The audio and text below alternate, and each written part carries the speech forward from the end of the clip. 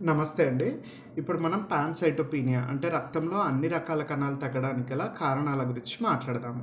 ఇందులో మొదటగా ఏంటి అంటే మన బాడీలో ఏదైనా ఇన్ఫెక్షన్ కామన్‌గా ఏంటంటే వైరల్ ఇన్ఫెక్షన్స్‌లో రక్తంలో అన్ని రకాల కణాలు తగ్గడం జరుగుతుంది. ఇది గాకుండా సివియర్ బ్యాక్టీరియల్ ఇన్ఫెక్షన్స్ గానీ, ఒక్కొక్కసారి టీబీ ఇన్ఫెక్షన్స్ గానీ వీటిలో గూడా రక్తంలో కణాలు తగ్గుతాయి.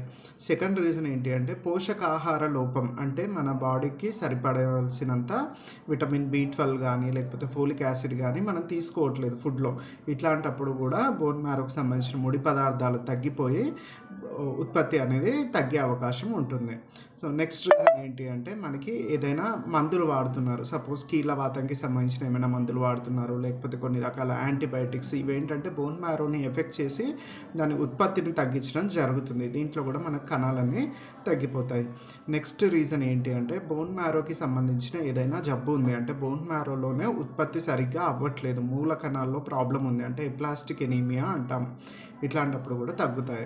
సో, ఇది గాకుండా మైలోడిస్ప్లాస్టిక్ సిండ్రోమ్ అని ఇట్లా బోన్ మ్యారోకి సంబంధించిన రకరకాల జబ్బుల్లో గూడా మనకి కణాలన్నీ తగ్గే అవకాశం ఉంటుంది. సో, నెక్స్ట్ ఏంటి అంటే ఆటో ఇమ్యూన్ ప్రాబ్లమ్స్ ఏమైనా ఉన్నాయి.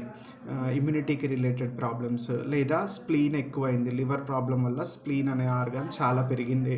ఇట్లాంటప్పుడు గూడా మనకి కణాలన్నీ తగ్గుతాయి. నెక్స్ట్ ఏంటి అంటే బోన్ మ్యారోకి సంబంధించిన ఏదైనా క్యాన్సర్ ఉంది.